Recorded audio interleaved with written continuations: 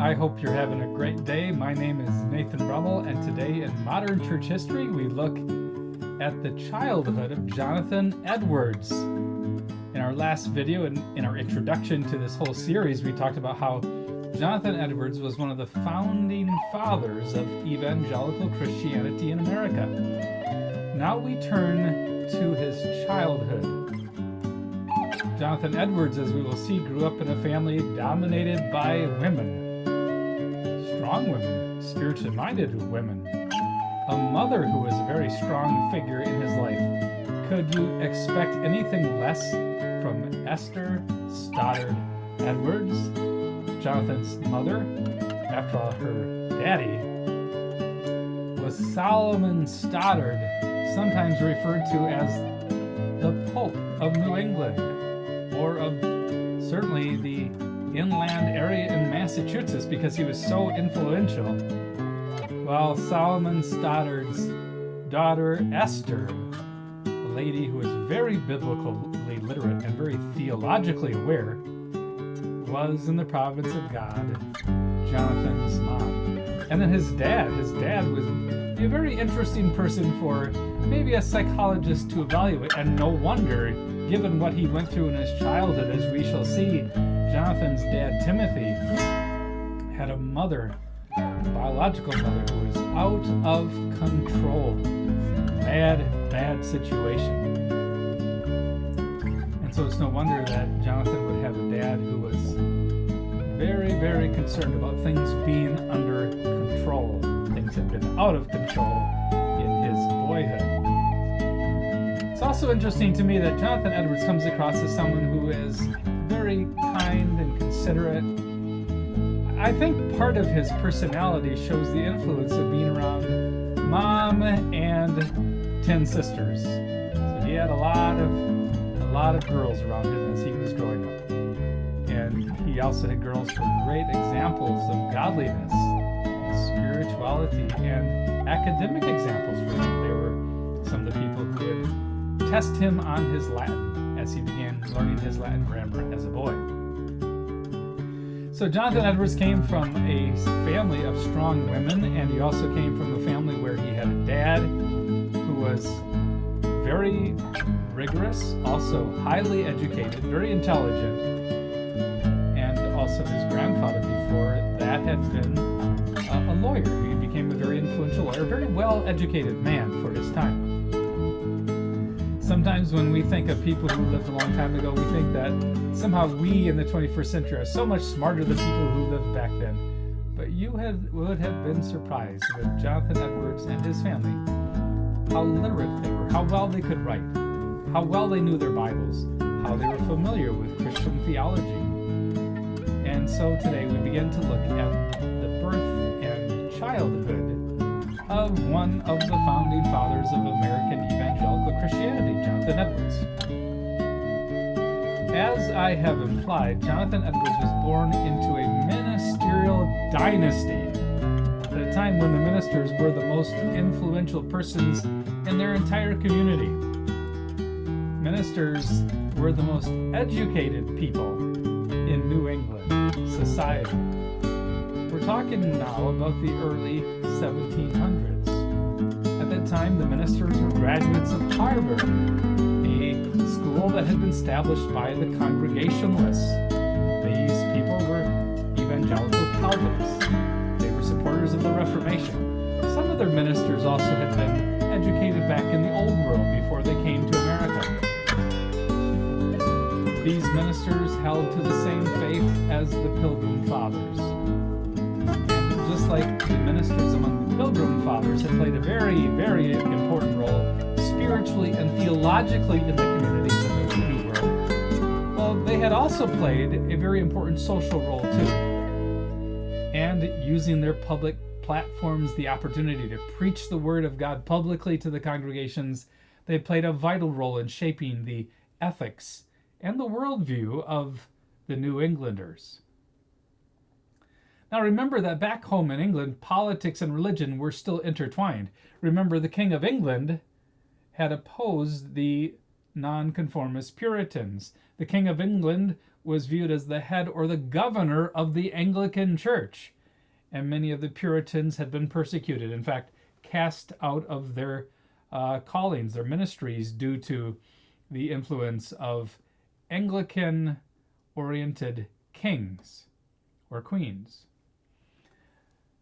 Now, back home in England, all the Pilgrims and the Puritans were very aware of how the state church, the Anglican Church, the Church of England, had persecuted the Puritans and their ancestors. Edwards was born into a ministerial dynasty in Massachusetts, if not one of the most influential dynasties in all of New England, that of the Solomon Stoddard family. Through the Stoddard family and the relations among the Williams clan, Edwards was related to the leading ministers in Massachusetts, and also other important figures in civil society. Such was the towering influence of his grandpa Solomon Stoddard that man was sometimes referred to in jest and a little bit in seriousness as the Pope of New England. Stoddard pastored one of the larger churches inland from Boston, the church in Northampton, Massachusetts. In fact, he sort of put Northampton on the map due to his presence there. Timothy Edwards, Jonathan's father, had a background with a skeleton in the closet. But such were his own personal virtues that his contemporaries didn't look down on him or hold him accountable for that. Now, this was an age in which divorce was almost unheard of, and great shame surrounded divorce. And yet, Timothy Edwards' father, Richard Edwards, so that would be Jonathan's grandpa, had needed to divorce his wife, who was Timothy's mother. So this is Jonathan Edwards' grandma. Her name was Elizabeth Tuthill Edwards, and she was mentally imbalanced. Richard Edwards, who was Jonathan's grandpa, married Elizabeth in 1667, only to discover that his new bride was already pregnant due to the fact that she had committed fornication with another man. Now, Jonathan Edwards' grandpa sort of reminds me of Joseph in the Bible, about how he was a just man, and when he learned that the Virgin Mary was pregnant, he wanted just to put her away quietly. Well, Jonathan Edwards' grandpa paid the fines for his new wife's adultery, and then when the baby was born, he found a way for his new wife's parents to care for the baby. But he didn't divorce her automatically. But what happened as the marriage went on, Jonathan Edwards' grandpa realizes that his wife is a serial adulteress. She physically abused her husband. She said, for example, that she would cut Richard's throat while he slept. So notice how Jonathan Edwards' grandma talked about murdering Jonathan's grandpa. But our concern now is with Timothy, Jonathan's dad. Timothy grew up in a home where this kind of stuff is going on. His mother was mentally and certifiably insane. Unfortunately, insanity ran in her family. For example, Elizabeth had a sister who had killed her own child. And then her brother was an axe murderer who had killed another sister. So terrible family situation. Now, when Timothy's long-suffering father finally sued for divorce, the court initially rejected his application, even though it should have been clear to everyone that his wife was out of control, mentally ill, and constantly committing adultery. The year was 1688. Richard Edwards wrote the court that he had endured, I quote, afflictions, discontents, jealousies, the rage of man with horrible confusions, distractions with intricate, heart-breaking miseries, the most pinching pressures of spirit that had been my meat day and night, end quote. Yet the court rejected his suit. That just showed the conservative nature of New England judges and their view of marriage and their view of divorce. So that was in spite of the fact that the Puritans mostly did hold that adultery was a biblical cause for divorce. And it was only after Timothy's long-suffering father sued again years later that his legitimate desire for divorce was finally granted. Then in his 40s, Richard Edwards married a second wife who gave birth to 6 more children. But Timothy was from the first marriage. And what he must have had to endure with his mother showing up and then she would be gone. In fact, it was during this time that Timothy Edwards was sent to Harvard in order to study for the ministry. And something strange happened there, because this is totally out of character for Jonathan Edwards' dad. He was actually kicked out of Harvard for some reason we do not know. But maybe we shouldn't be so surprised given all that's going on in his life here. But what happened is that Richard's life went on an upward trajectory after he was allowed to divorce Elizabeth. Now, he always had been an educated man. He also had been a very godly and pious man. And now he began to read law, and by 1708 he had become a queen's solicitor, which apparently was a bit of an honor. He had that appointment. He was the queen's attorney. But meanwhile, Richard had high hopes for Timothy, and I think this shows God's grace towards a young boy like Timothy growing up in a home like this. God showed mercy to Timothy, and his daddy wanted him to pursue the gospel ministry. And so even while he's trying to divorce his wife Elizabeth, he sends young Timothy off to Harvard. The boy began his studies in 1686, although inexplicably he was expelled in 1688. We have no reason why. He received some type of bad mark. At that time, his father was making first attempts at a divorce. All we know is that this failure at Harvard did not block Timothy's pursuit of the ministry long term. What he did is what most ministerial students did in those days. He found a minister to study under, the Reverend Pelatia Glover, in the town of Springfield. And so he studied under that minister who mentored him. And it's very interesting that in 1694, Harvard College, which had kicked him out, apparently recognized his wide learning. And so they did something quite unprecedented. They granted him both his bachelor's degree and his master's degrees, just like that. So whatever stigmas Timothy's contemporaries might have attached to what had happened with his mother, or whatever led him to be getting kicked out of Harvard, that disgrace was put in the past. And the New Englanders certainly forgave him, and by 1694 he was honored by Harvard College. And then in addition, the upward trajectory of his life is that the leading minister in inland Massachusetts, Solomon Stoddard, had approved Timothy's request to have the hand of his daughter Esther. Now, Timothy's father had also grown in status as an influential lawyer, and so this all contributed to a meteoric rise in Timothy's social status. And then on top of all this, he received a call to become a minister at a new church in the village of East Windsor, Massachusetts. And so suddenly, as a young man, he has a wife, he is among the ministerial elite, and by his contemporaries, he would have been viewed as now a mature member of the gentry. Yes, I mentioned the gentry because they were quite class conscious yet back in New England.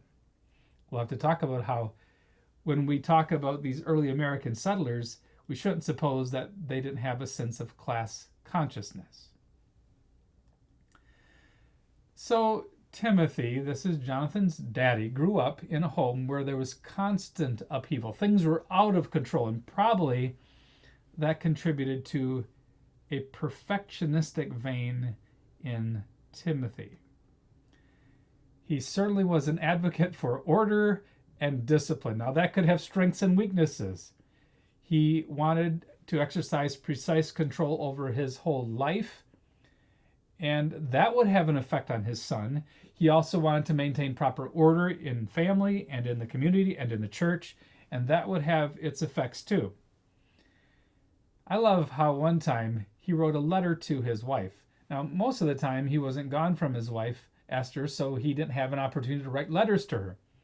But one time there was warfare between England and the French and the Indians, and so Timothy Edwards, as a pastor, joined a small army of the colonialists as a chaplain as they went off to fight against the French and the Indians. The year was 1711, and so he has a house filled with children by this time, lots of girls and one boy. And he gave all kinds of commands in his letter to his wife. No detail was too small. He wrote about care for the cattle. He says, "Let care be taken that the cattle don't get into the orchard and wrong the trees, that the barn door bent left open to the cattle." Now, my sense is that his wife was very aware of these matters already, and so were the children. And I bet this and the other commands I'm going to tell you about are the sort of things they had heard a few different times, but it's like their dad couldn't stop telling them and giving them direction about some little things. For example, he writes about manure. As he's off, by the way, he gets very, very sick as he's trying to travel with this little army of colonials, and so finally he has to come back home again. But anyhow, he writes also about manure, telling his wife that the manure needed to be carried out and laid in the orchard where there is most need before winter, and that the flax be not spoiled. So he's very worried and concerned about the crops and so on. He also worried about his children crossing a river. Now, I'm sure he had warned them about this before, but he wrote, "If any of the children should at any time go over the river to meeting, I would have them be exceedingly careful how they sit or stand in the boat, lest they should fall in the river." Yes, he was concerned about their health. He also gave medical advice and directions, which I think his wife probably had heard before. He said, "And let Esther and Betty take their powders as soon as the dog days are over. And if they don't help Esther, talk further with the doctor about her. Something also should be done for Anne, who, as thou knowest, is weakly.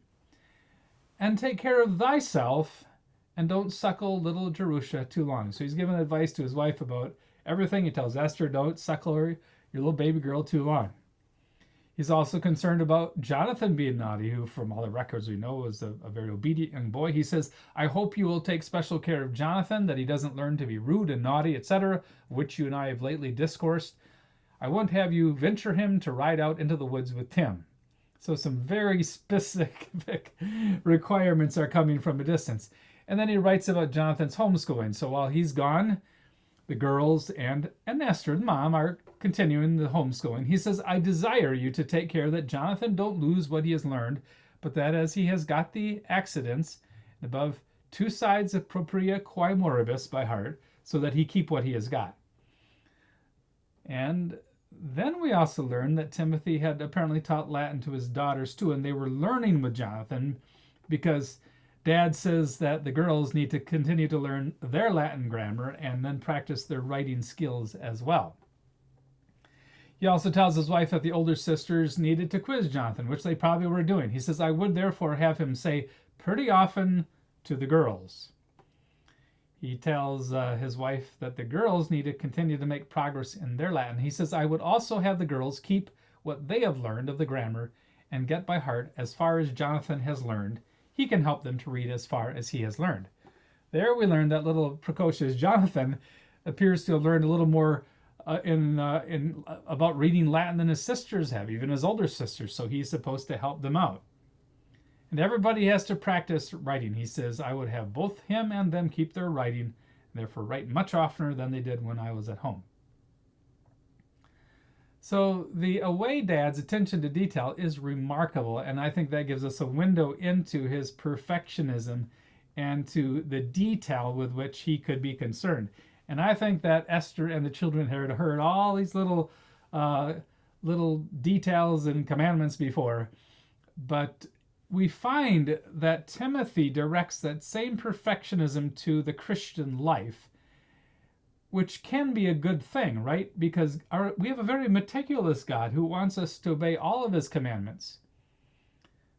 But the problem is that he would also take his perfectionism and use it to evaluate whether members of the congregation were genuinely converted or not. We're going to see that Timothy Edwards unfortunately grew up within a problematic Puritan paradigm where there was almost a bias against confessing members of the church being genuinely born again. There was a strange paradigm for evaluating whether or not someone was truly a Christian or not. And Timothy Edwards was part of a Puritan movement where they thought that there were various almost legalistic hoops through which a person had to jump through so that their pastor could say they were truly converted. They need to have this experience, and then this experience, and then this experience. It is as if the lack of control in his childhood led him to have a psychological need to control his family. You can often see that today with kids who grow up in homes where things are out of control, or adoptive kids. They want everything to be orderly. They feel safe in that environment. Timothy grew up in an unsettled home. But how different it was for Jonathan's mother. She grew up in a very settled home. Jonathan's mother, Esther Stoddard, grew up in the home of the most influential minister in the region, Solomon Stoddard. Her dad was not only a gifted preacher, powerful, extemporaneous preacher, he didn't use notes, but his presence in Northampton put the city on the religious map. Kind of like in Minneapolis, where Bethlehem Baptist Church is on the scene religiously in America due to the ministry of John Piper. Along with the other Puritan ministers in Massachusetts and throughout New England, his family was viewed as members of the gentry. They were, in other words, they were more of the upper class. This was reflected even in how the family dressed. It was reflected in their education. Solomon Stoddard had sufficient income, apparently, to pay for the education of even his daughters, something that was unprecedented in his day. It just wasn't done very often, but he would send them away to a finishing school, and they received a good education. Jonathan Edwards later on wouldn't be able to afford to do that, but he and his wife would educate their daughters at home. Solomon Stoddard sent Esther off to a finishing school for girls, and so she was well educated. Jonathan's mom was a strong woman. Often in church history you find that behind a godly and strong Christian man, you find a strong Christian woman who mentored him, as is the case with Augustine, with his mother Monica. The same was the case with John Chrysostom, and you find that throughout church history.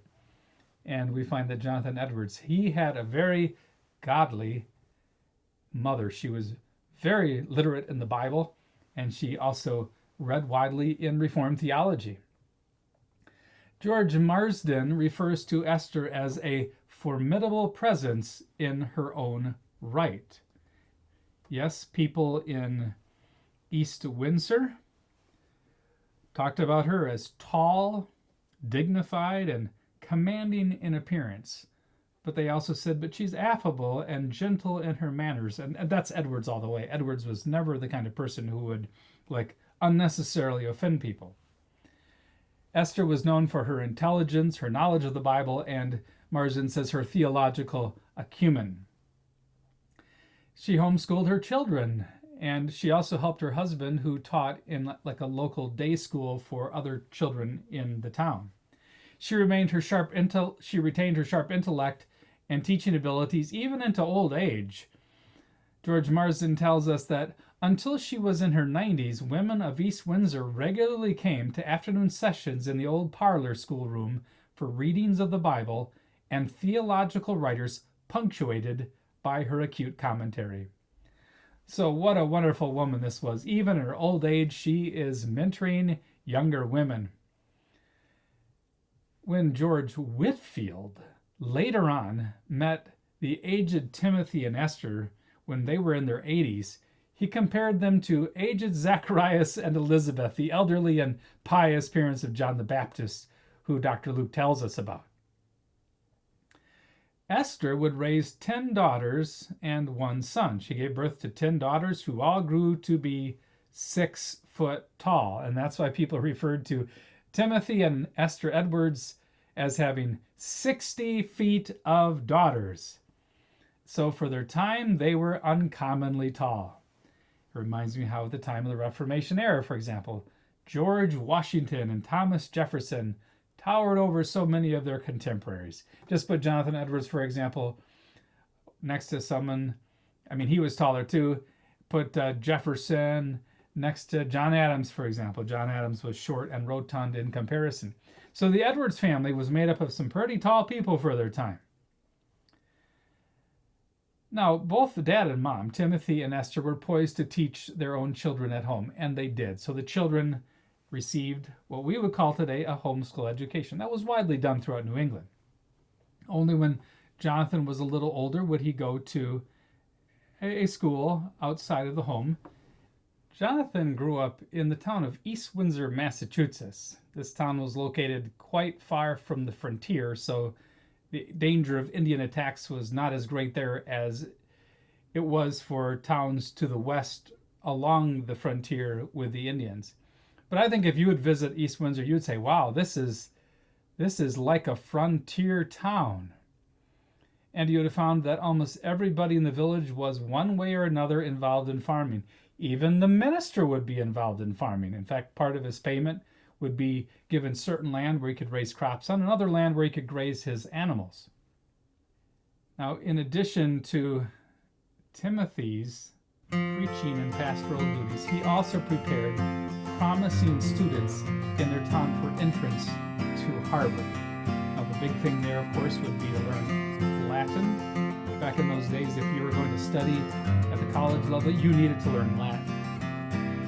And it was common for ministers who were probably the only persons in their town who knew Latin to supplement their income by teaching such students.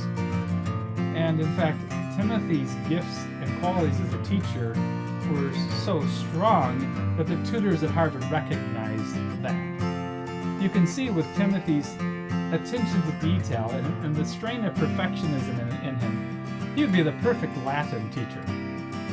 He would make sure that he drilled his students so that they knew their grammar backwards and forwards. And the tutors at Harvard came to realize that when a student came to them and was trying to apply to get it into Harvard, they learned that, well, if this student had been trained by Timothy Edwards, they didn't even need to test him. They knew that the young kid would know his Latin well enough. So Jonathan had a dad who could teach him Latin. And Jonathan Edwards was also very well prepared by his father for his college studies. Now, before though we talk about Jonathan Edwards going off to college, we want to talk about the context with which he is growing up. He's growing up in a very British America. There's a danger, you see, that we think of Edwards and his contemporaries as early Americans, and we don't perceive, like we should, that they are subjects of the British Empire. They are British. And so in our next video, we're going to have to talk about how should we view Edwards and his contemporaries at this time, and how when you look at them through the lens of them being very British subjects and thinking within the worldview of the British Empire. Now in this video we've had a chance to look at Jonathan Edwards' dad and his mom and their backgrounds, and in our next video we'll take a look at the context in which Edwards is growing up, and then we will move to looking at the young scholar who goes off to study at the College of New Jersey.